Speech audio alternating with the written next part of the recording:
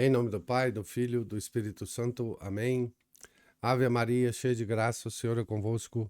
Bendita sois vós entre as mulheres, e bendito é o fruto do vosso ventre, Jesus.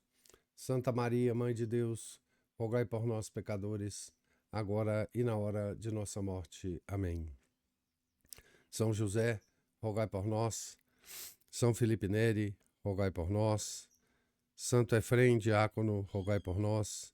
São Paulo da Cruz, rogai por nós. Nossa Senhora de Fátima, rogai por nós. Em nome do Pai, do Filho, do Espírito Santo. Amém. Bom dia a todos. Nós estamos aqui na página 283 da biografia de São Paulo da Cruz, escrita pelo padre Luiz Teresa de Jesus Agonizante, padre do século XIX. Capítulo 23. Governo de Paulo. A bondade é o traço supremo, o esplendor da beleza moral chamada santidade. A bondade, né? Se nas perfeições divinas houvera graus, poder-se-ia dizer que a bondade seria o primeiro de seus atributos, por ser o poderoso imã que a Deus atrai todos os seres. Causam-nos admiração, a grandeza e a eternidade do Pai. Sua bondade, porém, comove-nos o coração e nos subjuga a alma. É a humildade justa e agradável, amálgama de doçura e de força. Sem doçura, a força seria rigor inflexível. A doçura, sem a força, tornar-se-ia debilidade. Nada mais doce do que a força, nada mais forte que a doçura. Abre aspas, a sabedoria atinge de um a outro extremo do mundo com força infinita e tudo dispõe com igual doçura. Sabedoria 8:1. Com efeito, nas obras divinas, na criação, na redenção, na santificação em Jesus Cristo, na Igreja, nos santos, que força e que doçura. Não há muito tivemos na cátedra de Pedro luminoso exemplo, cuja lembrança arrebata os cristãos e confunde os ímpios. Que doçura no imortal Pio IX, e que força invencível e inquebrantável ante os assaltos conjugados do inferno. Então aqui o nosso biógrafo é do tempo de Pio IX, né? Também em Paulo da Cruz aliaram-se a doçura e a força. Mais do que no passado, vê-los nas páginas seguintes, dirigindo o pequeno rebanho. Abre aspas, o reino que o Pai Celeste ouve por bem confiar-lhe. Lucas 12:32. Sua prudência. Deus, ao inspirar-lhe a fundação do Instituto, parece haver-lhe outrossim gravado no espírito a maneira como governá-lo. Dirigia-se sempre pela operação invisível da graça. Completamente alheio à falsa prudência da vida secular, antepunha aos interesses da congregação o beneplácito e a glória de Deus. Quando se tratava da glória de Nosso Senhor, nada o detinha. Jamais, porém, iniciava qualquer trabalho com ansiosa precipitação. Muito ao contrário, refletia seriamente, escolhendo os meios mais adequados para o bom êxito da empresa. Por vezes, as circunstâncias o obrigavam a agir com presteza. Mas, quer temporizasse, quer se lançasse logo ao trabalho, opera sempre com plena posse de si mesmo e com a calma de quem está unido a Deus. Ele dizia, abre aspas, agir diversamente não convém nem pode dar bom resultado. Em afazeres de alguma importância, não confiava na própria opinião. Pedia luzes a Deus e conselho das pessoas. Repetia com frequência as sentenças do Espírito Santo. Eu, a sabedoria, habito no conselho. Provérbios 8:12. Meu filho, abre aspas, meu filho, nada faça sem conselho. Eclesiástico 32:24.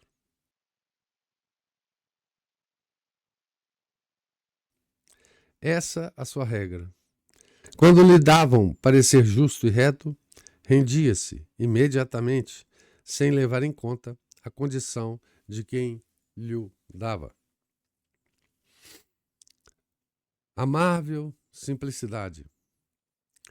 Fiel guardião das máximas do Divino Mestre, aliava a prudência à simplicidade e à candura. Aliança proposta por Nosso Senhor sob o símbolo da serpente e da pomba. Nada mais encantador do que vê-lo agir. A simplicidade cristã era a alma de sua política e a força motriz da alta sabedoria com que desvendava os ardis dos perseguidores. Ele dizia com tristeza, abre aspas, a força de tratar tantos afazeres vinha perder a bela simplicidade que trouxera do seio de minha mãe. Fecha aspas.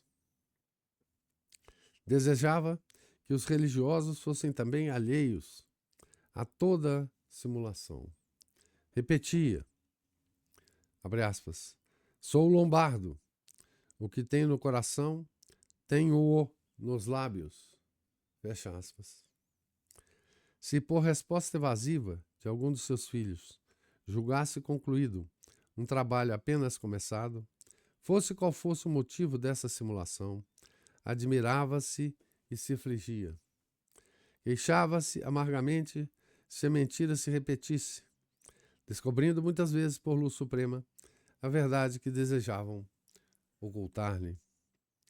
O padre Antônio depôs nos processos de canonização que certa manhã comera às ocultas 5 figos, limpando em seguida os lábios para não ser descoberto.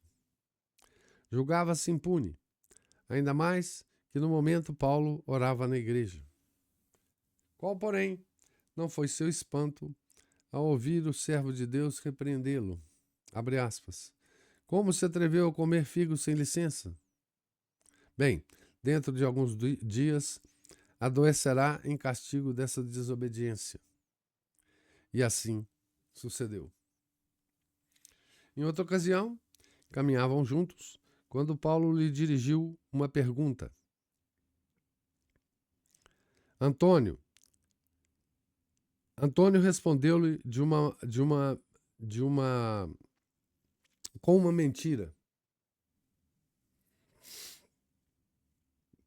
E o santo, com ar severo, disse, abre aspas, para que não mais torneis a mentir, digo-vos que estáis a pensar em alguma coisa, em algum lugar, etc.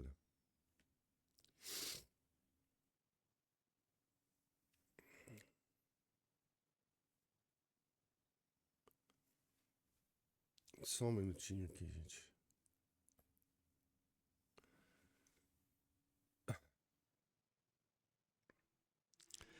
Para que não mais torneis a mentir, digo-vos que estáis a pensar em tal coisa, em tal lugar, etc. Fecha aspas. E com toda a certeza e minuciosas circunstâncias, revelou-lhe os pensamentos com espanto do irmão. Não julgava mal a ninguém, estando convencido de que todos eram melhores do que ele.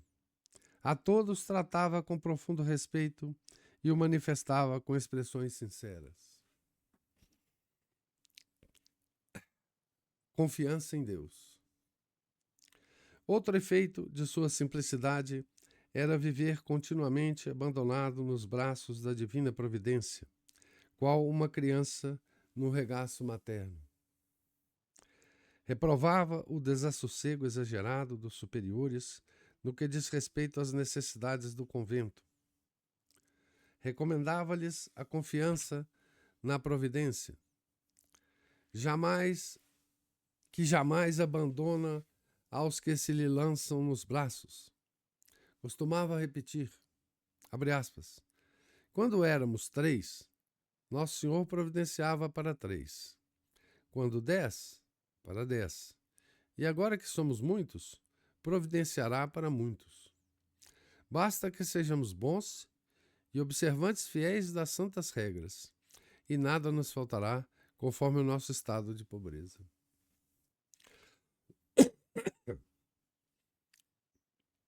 E a experiência tem confirmado essa profecia. Jamais faltou o necessário a seus filhos. E mesmo em épocas de escassez geral, eles puderam socorrer os pobres.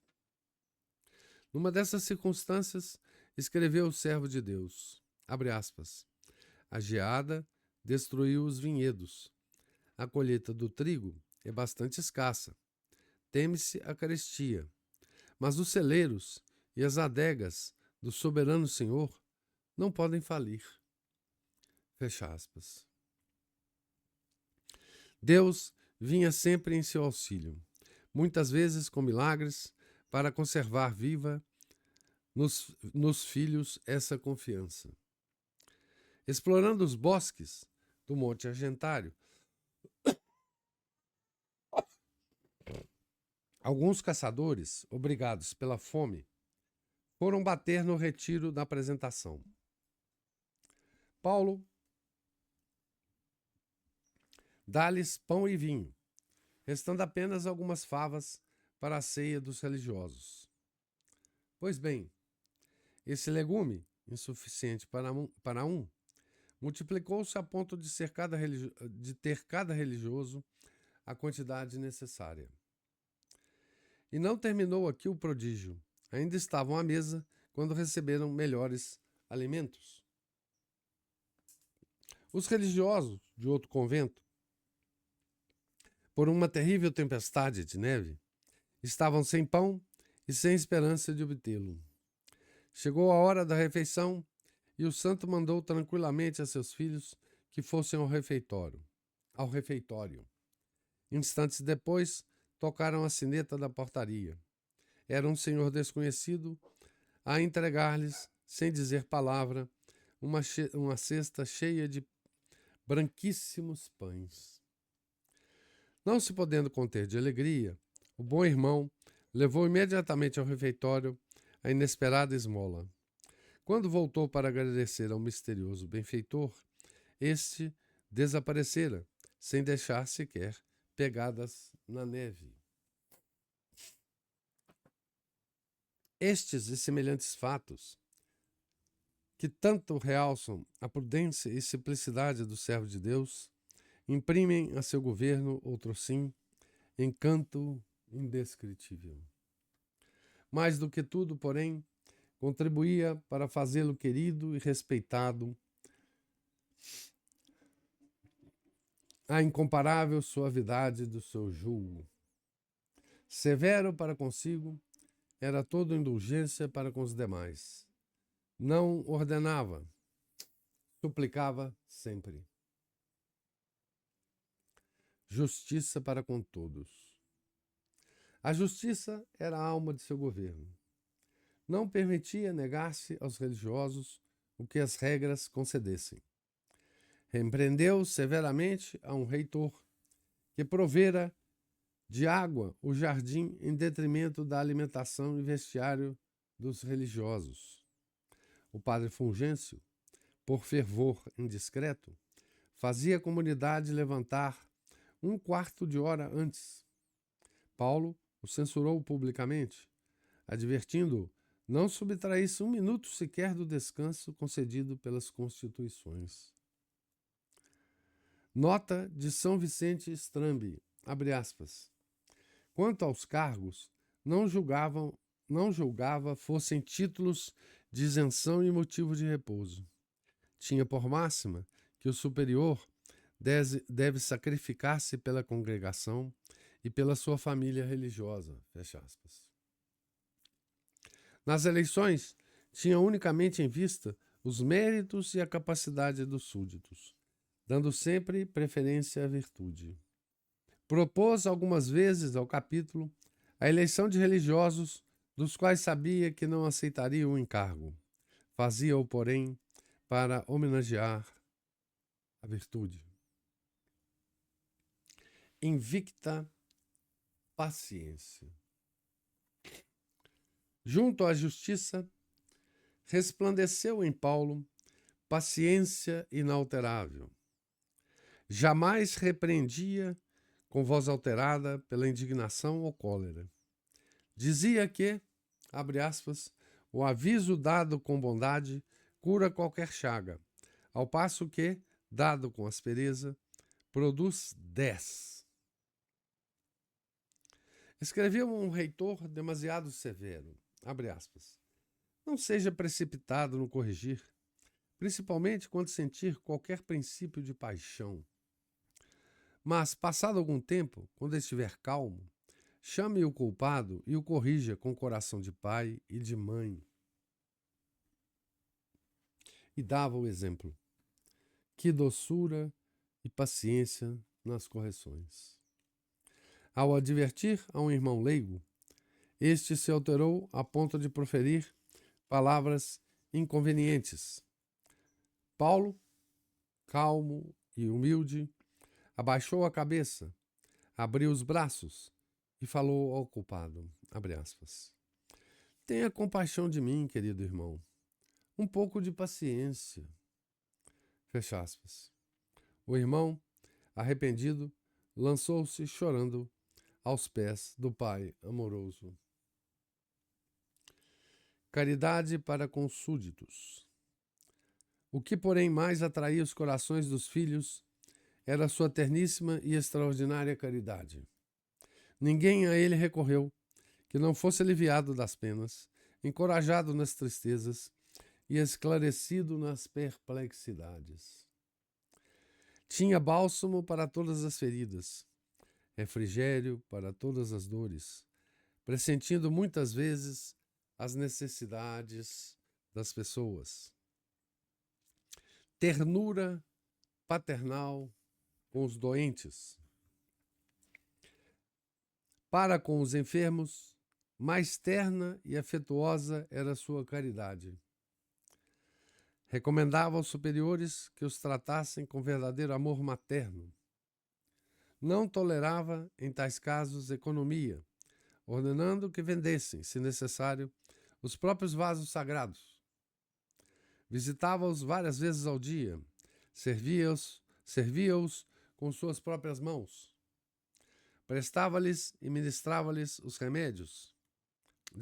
Preparava-lhes e ministrava-lhes os remédios, consolando-os com incomparável afabilidade. Desejava vê-los santamente alegres e totalmente abandonados à divina vontade. Se o mal se agravava, não permitia que os deixassem sós. Quando, por sua vez, adoecia, penava mais pelos incômodos alheios do que pelos próprios males. Assim que se punha de pé, dirigia-se, por vezes apoiado em muletas ou levado pelos braços dos filhos, às celas dos enfermos. Não podendo levantar-se, enviava alguém para saber como estavam.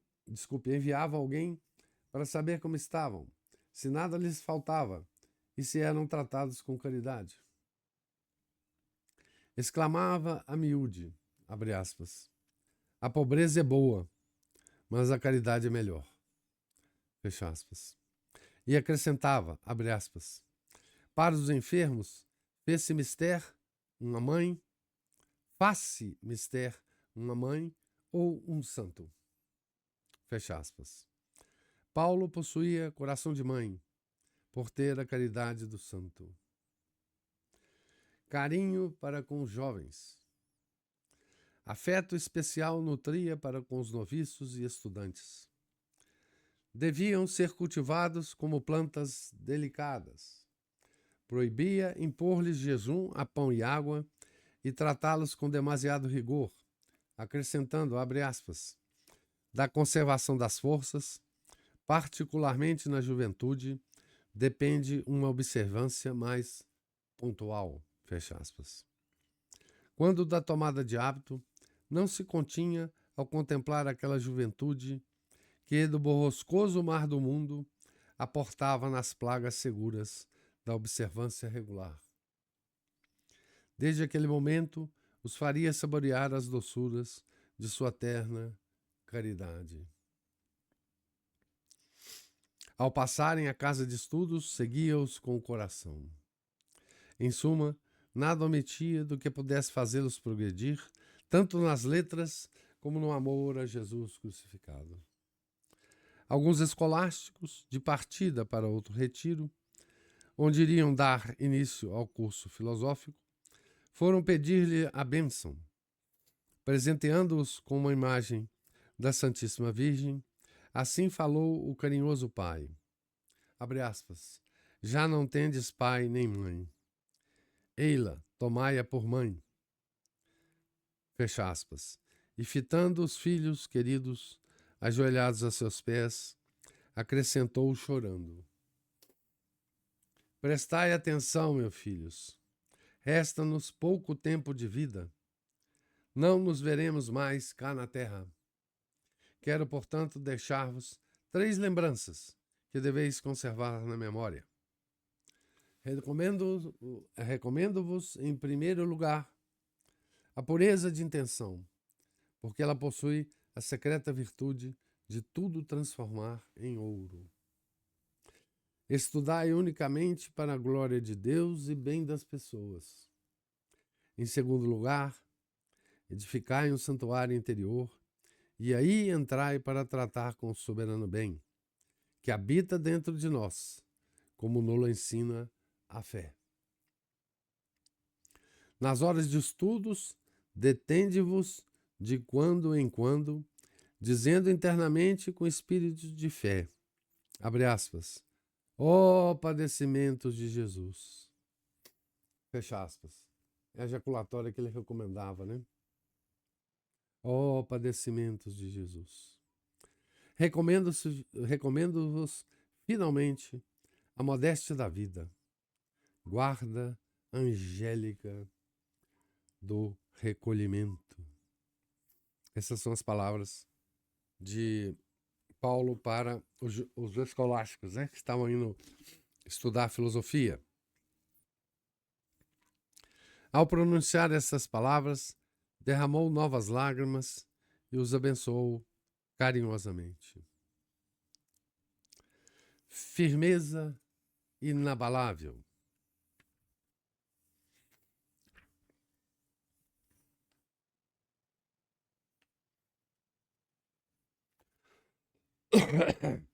O governo do nosso santo, apesar de suave, não deixava de ser forte.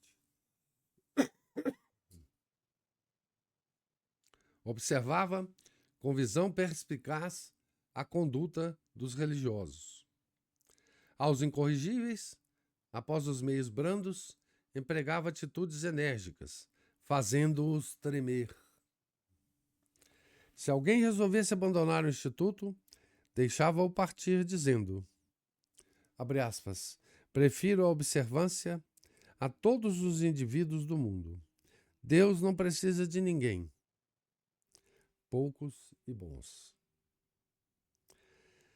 Fecha aspas. Corrigia as mais leves faltas, porque desejava que todos fossem perfeitos. Falar em voz alta, rir estrepitosamente, proferir palavras ociosas, mostrar-se demasiado alegre ou delicado, eram defeitos que não passavam sem correção. Demasiado delicados, né? Cantando o divino ofício no coro, um clérigo cometeu um erro. Voltou-se o santo para ele, repetindo a sentença: Maledictus homo qui facit opus Dei fraudulenter. Maldito quem faz com negligência a obra do Senhor. Jeremias 48:10. Essas palavras foram pronunciadas com tal inflexão de voz que a todos fez tremer, servindo de lição para o futuro.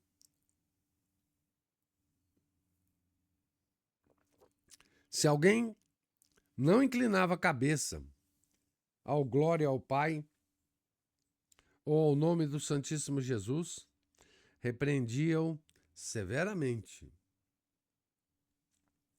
Não hesitou em mudar de retiro a um irmão leigo que faltara à santa caridade. Um religioso se mostrara demasiado familiar e alegre em presença de algumas piedosas benfeitoras em visita ao retiro do Santo Anjo. Advertiu-o asperamente, exigindo-lhe para o futuro mais modéstia e gravidade religiosa, como convém aos filhos da paixão.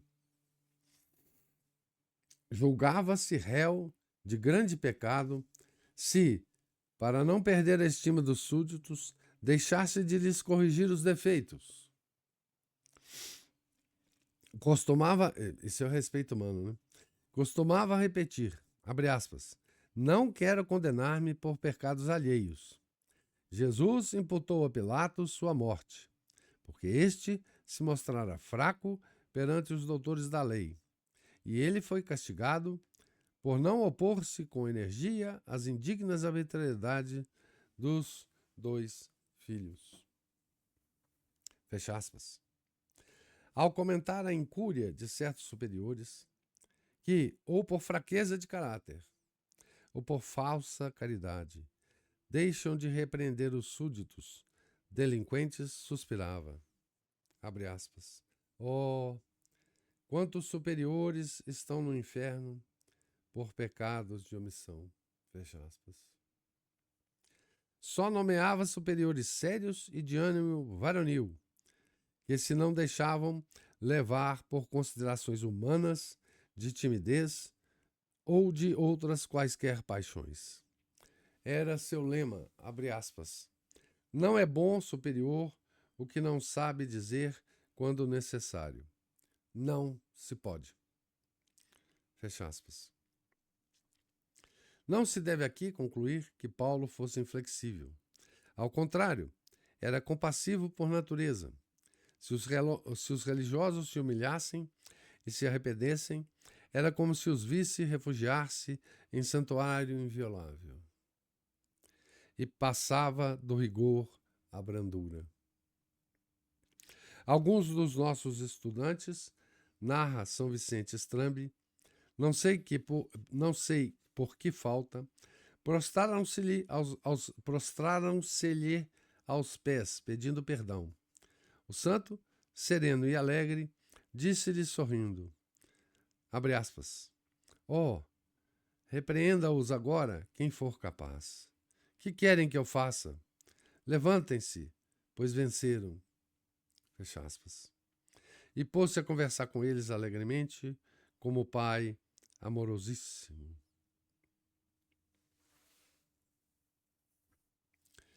Era isento daqueles caprichos que depravam e exasperam o caráter. Com admirável discernimento, regulava-se na correção pelo grau de virtude do culpado, a exemplo do Salvador, abre aspas, que não quebrou a frágil cana, nem apagou a mecha ainda fumegante. Isaías 42:3. Ciente de que o homem deve ser dirigido com delicadeza e respeito para mais facilmente triunfar, no coração de Paulo, a compaixão e a ternura quase sempre substituíam a repreensão e o castigo. Contudo, mais lhe resplandecia o zelo quando se tratava de gravar no coração dos religiosos as 3 virtudes fundamentais do Instituto: pobreza, oração e solidão. Dizia aos religiosos: pobreza é o glorioso estandarte sob que milita a congregação. É a muralha inexpugnável do Instituto. Recomendo-vos a santa pobreza. Se fordes pobres, sereis santos. Se, porém, andardes à procura dos bens deste mundo, perdereis o espírito religioso e desaparecerá dentre vós a observância regular.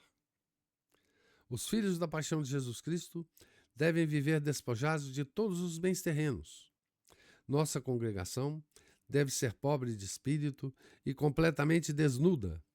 Somente assim conservará perene vigor. Era zelosíssimo na prática dessa celestial virtude. Exigia que pobre fosse o vestuário dos religiosos. Pobre a alimentação, pobre as celas, pobre os edifícios. Como da santa pobreza nasce a vida perfeitamente comum, tinha esta em grande estima. Abre aspas. Oh, que felicidade a vida comum, que grande tesouro encerra. Fecha aspas. E suas obras se conformam ao seu parecer. Nunca possuiu coisa alguma como própria e exigia que entre os filhos tudo fosse comum. Era a pobreza personificada. Entremos em sua cela. Pequena mesa de madeira ordinária, 2 ou 3 cadeiras de palha, um colchão sobre algumas tábuas, uma coberta de lã, um crucifixo, uma pia de barro para água benta, alguns quadros comuns. Essas, as preciosas mobílias de Paulo da Cruz. Esmerava-se por ser o mais pobre entre os pobres. Nesse livro tem algumas fotos. Eu não sei se da cela dele. Acho que não.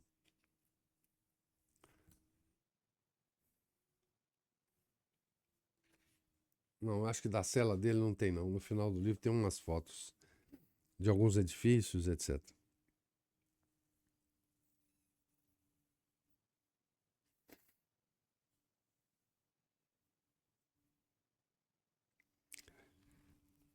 Ciente de que o homem deve ser dirigido com delicadeza e respeito, por mais facilmente triunfar, o coração de Paulo... Já li isso aqui. Eu estou lá embaixo na página, né? Estou descrevendo a cela dele, né? Esmerava-se por ser o mais pobre entre os pobres. Não era menor seu amor à oração. Sentenciava, abre aspas, se formos homens de oração, Deus servir-se-á de nós, embora miseráveis, para os mais brilhantes triunfos de sua glória.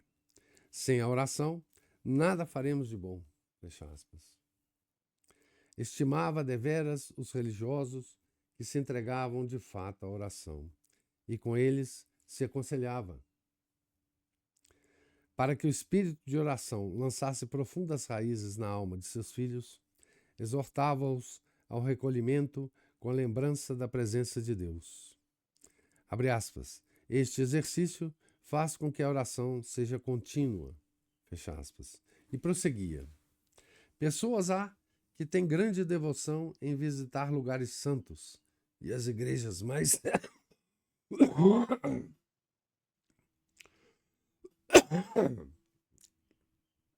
e as igrejas mais célebres. Estou longe de criticá-las. Digo, contudo, que o nosso interior é grande santuário, por ser o templo vivo de Deus. Nele reside a Santíssima Trindade. Permanecer nesse templo é devoção verdadeiramente sublime. Com tais expressões, inflamava os corações dos filhos no desejo de tratarem familiarmente com Deus, comunicando-lhes o verdadeiro espírito de oração.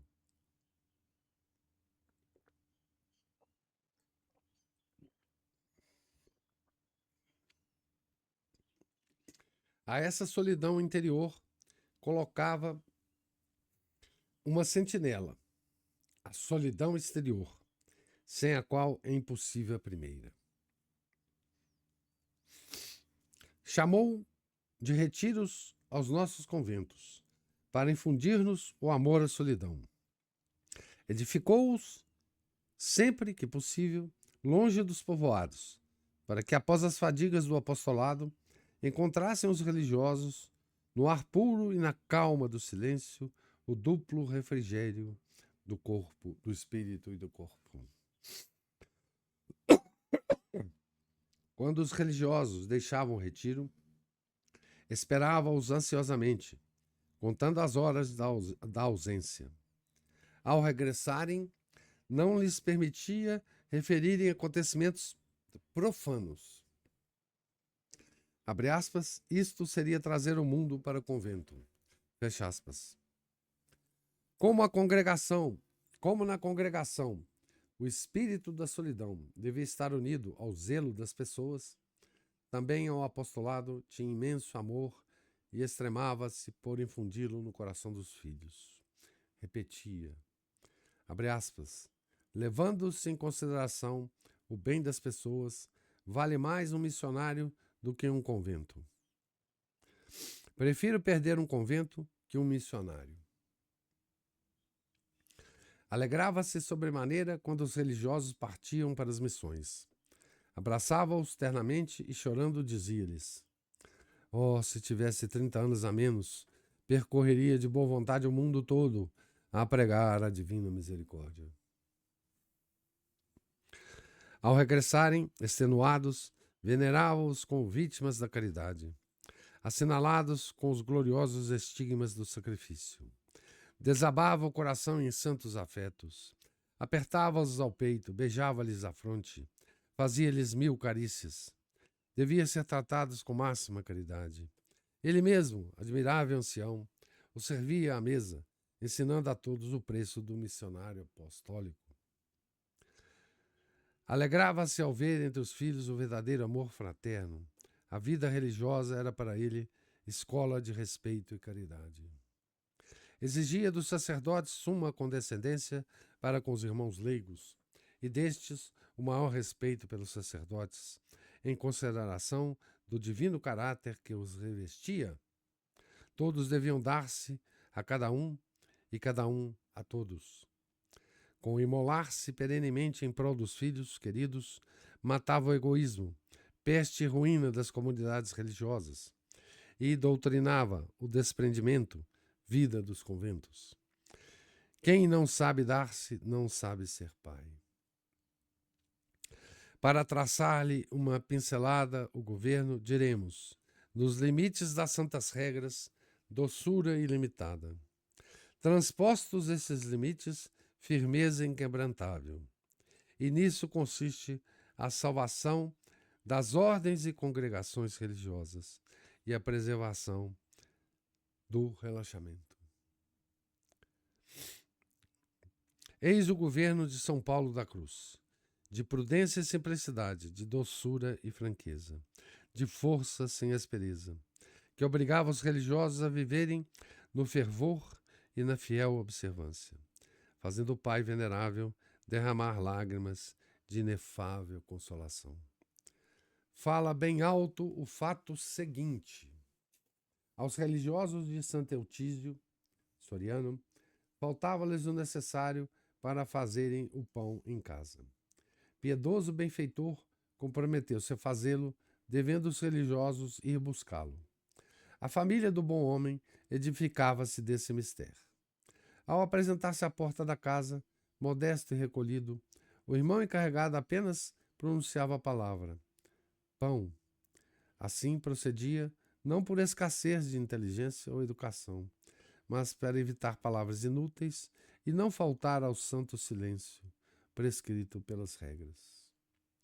Semelhante delicadeza de consciência é prova patente das heróicas virtudes dos primeiros passionistas. O santo fundador afirmava jubiloso que mais de 60, isto é, todos os que até então haviam falecido com o santo hábito, desfrutavam no paraíso os esplendores da glória eterna. Ele sabia, né, de informações celestes, né, que isso acontecia. Então esse capítulo não tem data aqui nele, né, porque não é descrição da vida do santo, mas de como é que São Paulo da Cruz tocava o governo da sua ordem religiosa, né? Com detalhes que talvez nos falte, né? Esses detalhes talvez nos falte de outros santos fundadores, né? Mais antigos. Mas é muito interessante, né? Vermos esse santo homem, né? Dirigindo outros santos homens, né? Em sua congregação, né? Que beleza, que exemplo, né? E é por isso que quando a gente é convidado a entrar no íntimo de uma congregação, né? Como fomos convidados a entrar aqui pelo biógrafo do santo, como que a gente percebe, né? As entranhas, né? Dessa vida religiosa, né? Que hoje é tão desconhecida para nós, né? Porque antigamente não era, né? Antigamente o povo tinha mais contato com essas ordens religiosas, né? Nas cidades onde elas se estabeleciam, né?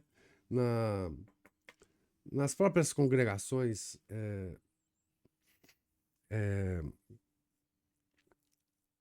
as ordens terceiras, né? De leigos, etc, etc, né?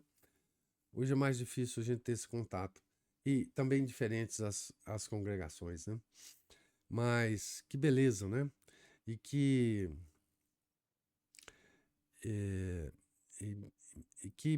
que material, né, que nós podemos acessar, né, de santidade, né? E pequenas coisas a gente pode aproveitar para a vida nossa de leigo, né? Essa preservação do nosso interior, né? Essa proteção do nosso coração, né? Do mundo, né? Nós podemos muito bem fazer isso na nossa vida cotidiana, né? Se nós tivermos disciplina e vontade, né? Mas é uma coisa bela, né? É uma obra que a gente contempla, né? Como uma obra de arte, né? E aqui a gente está... o nosso biógrafo nos levou, né? Para dentro de uma congregação, né? E em contato com o seu fundador, né? Uma beleza, uma beleza. Mas o capítulo foi grande, eu acabei lendo mais do que eu devia, e eu queria saber se há algum comentário, alguma observação, vocês queiram fazer agora a leitura que eu acabei de fazer.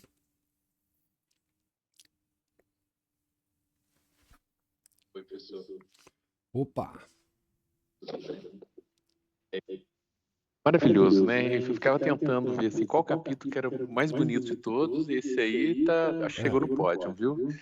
É muito interessante essa descrição do modus agendi aí do São Paulo, né? E os passionistas, né? É a prática, né? Das regras. Como é que né? A gente não conhece o teor das regras, mas pela prática dela dá para ter uma noção.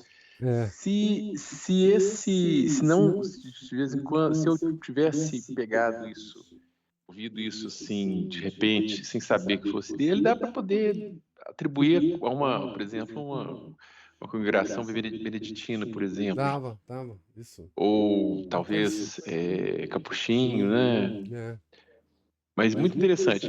Vários desses itens aí, dessas práticas, a gente dá para ser, inclusive, com sua devida adaptação, com sua devida moderação, ser aplicada na vida familiar das pessoas também, né? Sim. Isso aí é completamente contrário de uma casa brasileira média. Graças a Deus não é assim na minha. Então, Mas a gente vê, por exemplo, aí que uma casa brasileira média é barulhada, o brasileiro só quer saber de ostentação, futilidade, palavra inútil, muito ruído, televisão, vídeo barulhento, música ruim, alta, né?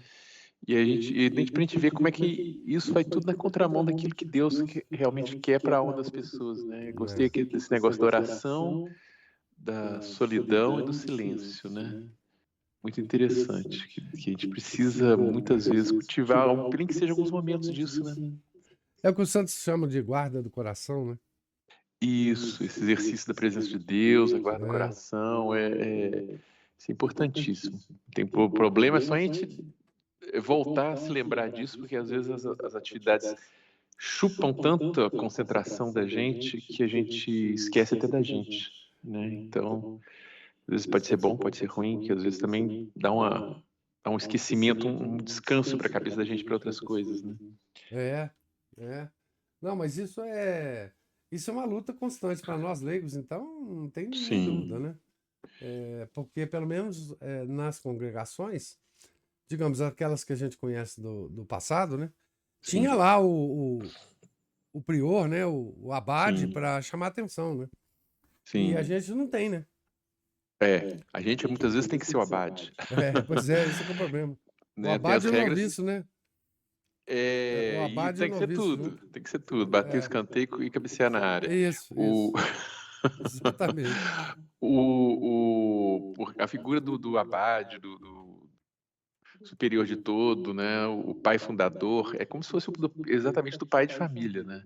E a gente vê aí os pais de família hoje em dia que eles deixam a coisa acontecer, né? Deixa os filhos soltos, fazer o que bem entender, né? Não corrige, não acompanha, não incentiva, ou às vezes faz uma coisa, usa brutalidade, mas não é capaz de incentivar com bondade, né? Ter um diálogo interessante ali, construtivo e explicativo ali para as pessoas. Eu acho que Não, os pais hoje têm pensamento mágico, né? Eles acham que o filho eles vão se criar como uma coisa automática, né? é igual crescimento, né? Vai crescendo sem precisar De de exemplo, regar, né? de disciplina, de nada, né? Muitos É, pais, né, querem que os filhos se transformem em verdadeiros intelectuais, né? Que leem 200 livros por isso. ano, mas aí a gente vai ver na casa deles não tem um livro, o pai e a mãe não leem. Mas como é que pode, então, Não assim? dá um exemplo, não tem como dar um Tem, exemplo, tem jeito, não tem né? correção, não tem disciplina de vida. Quer que corrige, mas assim, o menino acorda meio-dia, no fim de semana, dorme às 3 horas da madrugada, É, então né? não tem Aí fica jeito, né? difícil, né? Fica Quer que o difícil. menino saiba música, mas não tem nenhum instrumento em casa, não Isso. estimula Não o toca menino a música, né? fazer nada, né? O pai e a mãe também não sabem tocar. Então, Não assim, não põe nem um dá, né? CD, né? Sim. Não põe nem um CDzinho É. para mais ou menos assim. é, Deixar a criança ter uma certa intimidade, ou convívio com a É, música de boa como, qualidade, é. né? E aí vai, né? É um pensamento mágico esse, né? Um Não, pensamento ninguém mágico. cuida. Ninguém cuida porque a criança não está preparada ainda. Quer dizer, Não, tem que se é muito difícil. Não, e adaptar, outra coisa, né? né? Você desenvolvendo na criança o gosto musical é um Uhum. trabalho miserável para o pai e a mãe. É um Sim, trabalho e é miserável, porque o demorado, é menino, o demorado. menino naturalmente ele vai recusar, vai e tal, você tem que ir, vai Sim, devagarzinho, com paciência. é. Mas Quando não dá para ser, professor, de modo direto, tipo, senta aí que você vai escutar, a gente pode fazer, as coisas funcionam muitas vezes de modo indireto. Vamos chegar, vamos almoçar, gente, vamos sentar aqui. Eu vou aproveitar e vou tocar uma musiquinha aqui, mais isso. baixinha, levinha, E a pessoa vai ouvindo, vai tendo intimidade, vai tendo contato com aquilo ali, depois outro dia, e mais outro, É, ué. dezenas, centenas de dias, daqui a pouco ele vai tomando gosto com aquilo. E Vai aí, cantarolando, assobiando, né? porque senão não tem jeito, né? E isso com É, todas as dimensões da educação, né? exato.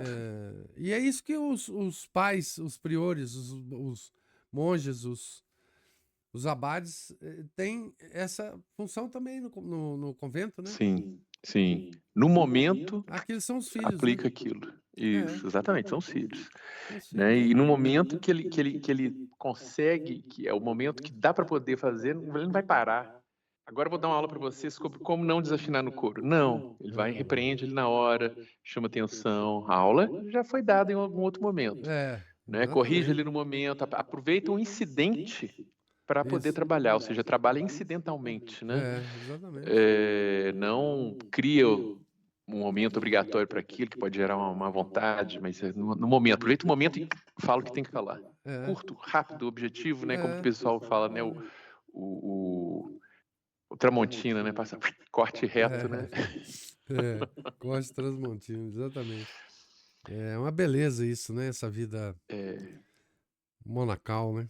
Muito interessante e tudo isso aí, né? E dá pra gente, né? Isso aí vira praticamente esse capítulo é um texto para a gente poder ver alguns pontos para poder comparar a nossa vida e ir ajustando devagarinho, né? As coisas aí para, né? Embora tem gente que às vezes olha isso, não, mas isso não é para mim. Não, mas isso, o tal de mas, tem que tirar Isso é essa só pro santo, conjunção né? Isso é só pro santo. versativa aí, né? Eu acho que é isso mesmo. Agora, uma coisa que mais me chama atenção aqui, Márcio, Hum. porque eu sou o contrário disso, nada fazer com pressa. Sim, tem um ritmo certo, né? Entendeu? Assim, Uhum. não adianta. Pressa não adianta. Não adianta. Faça com calma. Decida o que você vai Isso. fazer, mire o seu canhão e aí Sim. faz devagarzinho. Faz devagar e consistente e perseverantemente, né? E o problema não é a velocidade, é o ritmo. Que a gente tem que, né? Não adianta, é igual a lebre e a tartaruga, né? Aquela fábula. Não adianta dar aquela correria, parar e não continuar. Então é melhor ir de passo a passo, mas sempre para chegar lá. É o que eu nunca fiz na vida, infelizmente. Professor, eu já fiz os dois, viu? Não, pois é. Eu não. Consigo ótimos resultados em ambos, mas tem que saber o momento, viu? Não, pois é, mas aí é a prudência, né? Que tem que agir, né? Sim, Você saber cada o quanto momento. se apressar, exatamente. Isso, tem hora que você tem que disparar, correria mesmo. Se o leão estiver atrás de você correndo, não Nossa, adianta você andar devagar, não, né? a tartaruga ainda consegue se recolher dentro da carapaça dela lá. Não tem, né? Mas dizem que onça arrebenta até aquilo e come o bicho, né? Parece que Então, sim. agora, uma coisa só que eu queria, só por último, professor, acrescentar, é que a gente viu na aula passada a quantidade, sobre as regras, né, as dificuldades, os rigores, né? Mas aí tem uma coisa que vários santos colocam, até o Santo Afonso mesmo coloca em várias orações, desde aqueles finais de textos que ele escreve, né? Que o mesmo Deus que inspira essas moções para essas atitudes, nesses rigores, essas penitências, boas obras de oração e tudo mais, é o mesmo Deus que há de fornecer a graça necessária, a força para a pessoa concluir e levar a cabo essas moções, né? Certamente.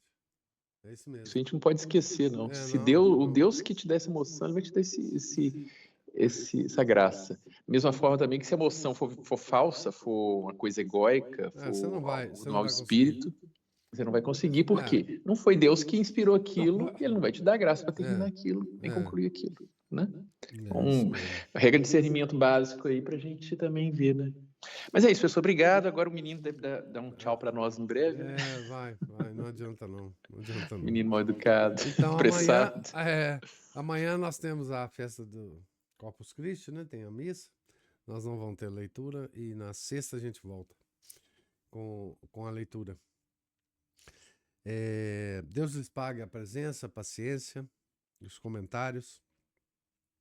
Tenham todos um santo dia, uma santa festa de Corpus Christi.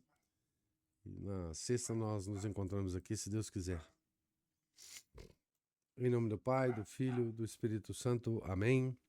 Ave Maria, cheia de graça, o Senhor é convosco. Bendita sois vós entre as mulheres, e bendito é o fruto do vosso ventre, Jesus. Santa Maria, Mãe de Deus, rogai por nós, pecadores, agora e na hora de nossa morte. Amém.